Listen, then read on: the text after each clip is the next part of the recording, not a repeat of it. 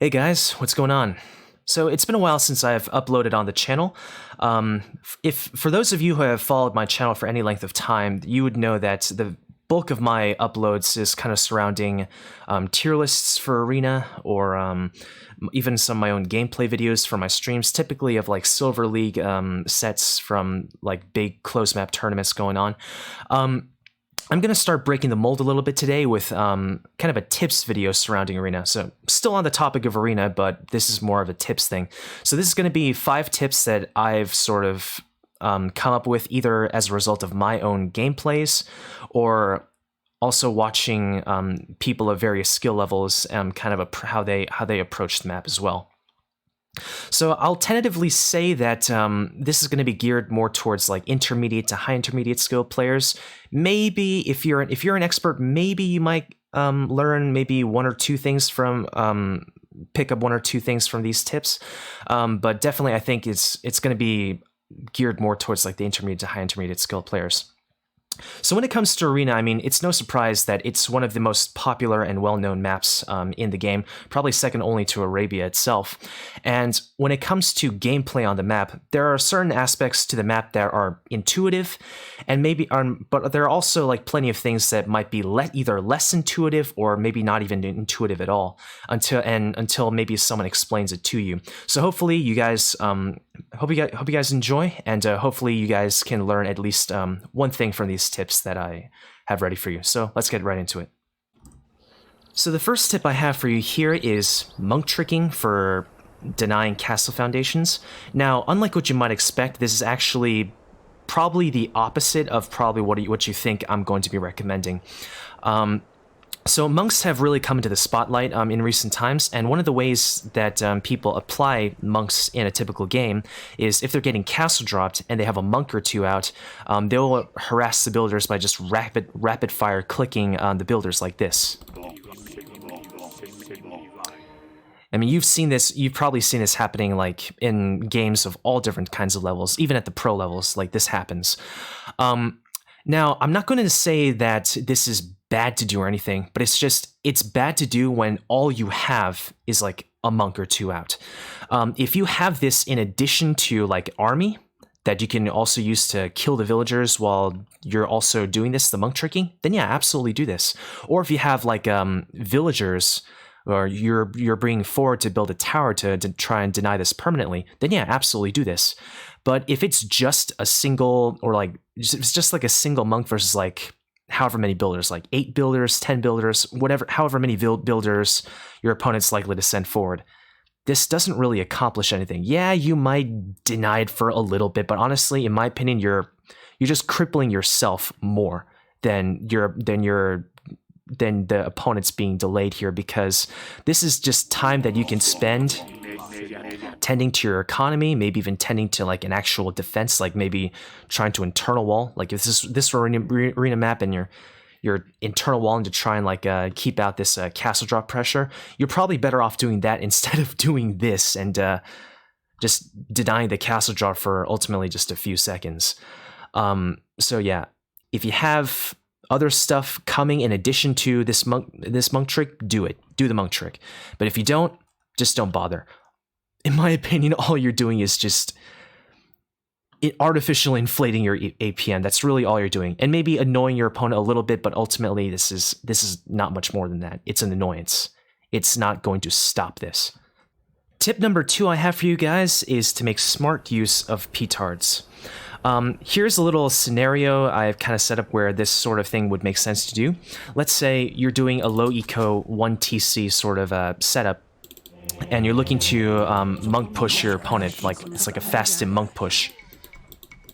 And this is sort of like a loose, like a recreation of like the TTL set, like the match point game between Hera and Leary. Leary was Bohemians, Hera was Burgundians, and Leary kind of opted to do this sort of low eco fast stim monk push against Hera. But one big obstacle that he came into was the gate. In case you guys don't know, Trebs, for whatever reason, are incredibly inaccurate against gates. And I don't know the specifics other than the fact that I can just show you this much. I created a Treb here. And if I have this treb unpack on this gate, just to simulate if I'm trying to take down a gate while trying to do this strategy, you'll notice, alright, you'll notice I kind of unpack the treb to attack in this direction. But watch what happens to this treb if I click on the other side of the gate. You saw that? It sort of changed angles. So what this sort of tells me, or this suggests to me, is that gates in Age of Empires 2 almost seem like every part of the gate is like its own separate entity, despite the fact that it's just the one gate. It's like the left side of the gate is one entity, the right side of the gate is one entity, and for all I know, I think the middle of the gate might be a separate entity as well. So oftentimes, and every single one of these entities is a very small dimension building.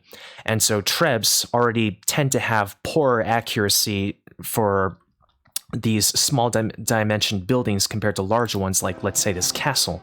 And so naturally they're just going to be very inaccurate. And so you might find that trebs are missing so much to the point that, you know, you're just really slowing your push down.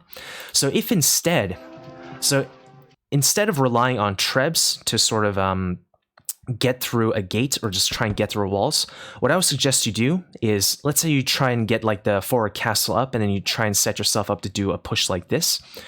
On your way up to Imperial Age, make at least 2 Petards.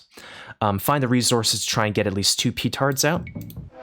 And so that when you're in Imperial Age, and especially when you're doing a very time-sensitive strategy like a fast monk treb push from a forward position, is that when you're doing this and having the Petards, you can bust down the gate pretty much instantly, and then you can start pressuring your opponent right away as soon as you get your treb out. Maybe even some supporting spears or pikes you might be making. And again, stuff like this is very time sensitive, and so if you're wasting away like a good minute to a minute and a half trying to take this gate down with trebs, that's just another minute to a minute and a half that you're giving your opponent to try and answer this. So by doing this, you're just giving your opponent that, you're just taking that time away from your opponent. So if you want to ever do like a low eco strategy like this, that involves like a forward castle, or definitely consider doing this. And going back to that TTL semifinal set, I think this is kind of what Leary was missing. Not to say that if he did this, he would have been guaranteed to win the game, but certainly I think he would have had a better chance of winning that game against Hera had he sort of sped up the speed at which his push could get going compared to what actually happened in the game. The third tip I have for you is a villager efficiency tip in Dark Age, and it has to do with berries. So we often like to joke, as a part of the community, we often like to joke that pathing is just very bad for like villagers, melee units, things like that, and how pathing seems to get worse every single game. But when it comes to DE, there is at least one aspect of pathing, specifically for villagers, that I think was improved over the base game. And that specifically has to do with berries. So if you enter a game and you find your berries, and you find that one of your rows of berries has four of them, what you can do, assuming that you're going to be doing the standard 4 on berries, is put your mill in the middle 2 berries, and then once this is up, every single villager can take from an individual berry bush. And this is because I think D has allowed for diagonal gathering of berries. So I've set everything up here. You'll notice every villager is taking from an individual berry bush. These 2 inner villagers are taking diagonally. So if you, again, this is, I think, specifically going to be for if you're just going to be putting the standard 4 on berries. If you try doing this with like more, there's a decent chance that villagers might get stuck. But if you're just going to be dedicating the standard 4 villagers to berries, I would suggest that you do this. Tip number 4 I have for you here is to not be so hasty with deleting your back and side walls under certain circumstances. So what am I talking about? The big one I'm talking about here is if you start with an arena map and you're kind of just starting to get things going, like putting your houses down, moving around your scout, looking for your resources, oftentimes you'll see players sort of deleting what they believe is extraneous walls. Like, for example, all these walls back here are extraneous. You just delete them because they're not contributing to your defense. And But the thing is, to be careful for is if you see a very thin wood line either stopping at your base or kind of coming into your base, my rule of thumb, I would say, is anywhere between 1 to 4 tiles of thickness of a wood line, either outside your base or just coming inside your base.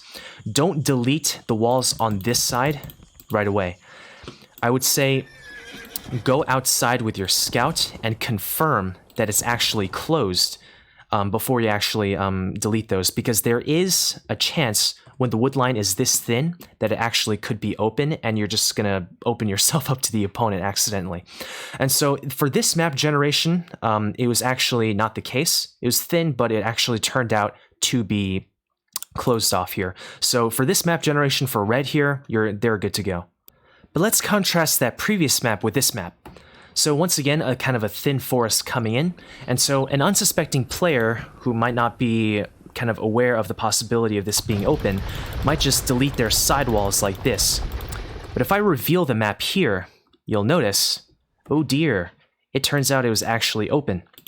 So this is the point I'm gonna try and drive home. Just if you see a thin forest of like between 1 and 4 tiles kind of jutting into your base or stopping by your base, please, please, please, for the love of doubt, go out with your scout first and confirm in this area that it's actually closed before you do this. Because otherwise, you're just going to have to waste villager time coming over here, either palisade walling this part in or building a house wall here, and just, it's not going to be a fun time. Trust me.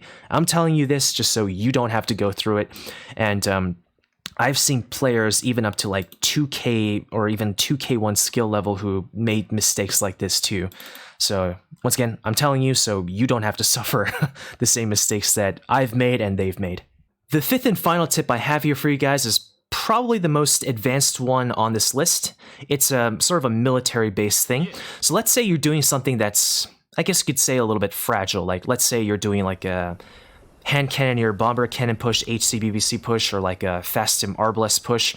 Or let's say you did like a very quick like two or three TC boom into something like an Arbalest bomber cannon push. Basically, bottom line, you're operating with very fragile units. One of the biggest dangers with doing strategies like that is just being out eco'd and your opponent coming at you with like mass Castle Age army. One of the most popular choices for stopping those sort of lower eco or like faster hitting aggressive strategies is Castle Age Knights. Very strong units, but there are also melee units, and going back to the issue of DE pathfinding, melee, you can exploit the fact that the pathfinding is not very good by just parking your army nearby in these very narrow, like 1 or 2 tile choke points. You can do this with houses, like building foundations, or you can use my preferred method, which is stonewall tiles. This is something I picked up from kind of an arena idol of mine back on Voobly. His name is Fëanor, the younger brother of the Irish brothers. There's Fëanor and Melkor. Fëanor would often do this in like arena team games back in like when I played, when he was around like in 2019 or such. If you got a unique unit civ that was like ranged units like conquistadors, organ guns, or whatever, various archer unique units, he would do this with like a couple of villagers that he would put forward, put these stonewall tiles down so he can park his army in between to try and protect himself a little bit against melee units. A tip I have with doing this though, especially if you're going to be relying on stonewall tiles, is don't rely on just single tiles of stonewall tiles for single stonewall tiles to park your army across, because I'm not sure how well you're going to be able to see this, but with just one tile, you can see that there's still quite a bit of surface area that melee units could possibly use to surround your army. And so what I would suggest you do instead is when you put these stonewall tiles down, have at least 1 or 2 areas where it's like 2 or 3 stonewall tiles deep. That way you kind of give your ranged units more leeway to sort of like kind of take cover from melee units, and you also deny the melee units themselves more surface area to try and surround your army. So something like that would look like this. Let's say you have this stonewall tile, which is kind of like the tile that your army will have its back towards. And let's say you have tiles right next to it, about 2 or 3 tiles deep. And then the rest of the tiles you can probably just get away with having single wall tiles here. So there, I have a bunch of knights up here, fully upgraded Castle Age knights that I'm gonna try and debate to come after me, and I'm gonna see how well this thing performs. So I didn't get all of them to commit, but I've got most of them to commit. So now I've got the knights to commit, and I'm now backed into this little complex that I've created. And now your opponent is either going to wind up losing basically his whole melee army here, or at the very least he's just going to be forced back and to retreat with his army, maybe try and mass up more, possibly even tech into something else like, I don't know, let's say skirmishers in addition to knights to try and clear this up. It's just, it's all about trying to preserve your army and to try and make your the units you have as effective as possible and try and keep them alive for as long as possible.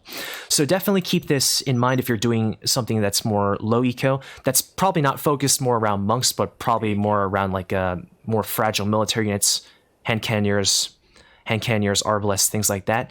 And I think you'll find that these sorts of strategies will have a higher chance of succeeding if you dedicate a few villagers to do this. And honestly, you're probably better off kind of making good use of your villagers to do something like this, because, I mean, if your opponent is booming on like 3-4 town centers and you're just doing this 1 TC aggressive strategy, you know, having 1 or 2 fewer villagers gathering resources, that's not really going to be that big of a deal. I mean, either way, if your push fails, you're dead. So you might as well have it dedicate at least a couple villagers to do something like this, so that your aggressive strategy just has a higher chance of succeeding. And with that, we've come to the end of this video. So there we go, 5 tips for Arena. Tell me what you guys thought in the comments below.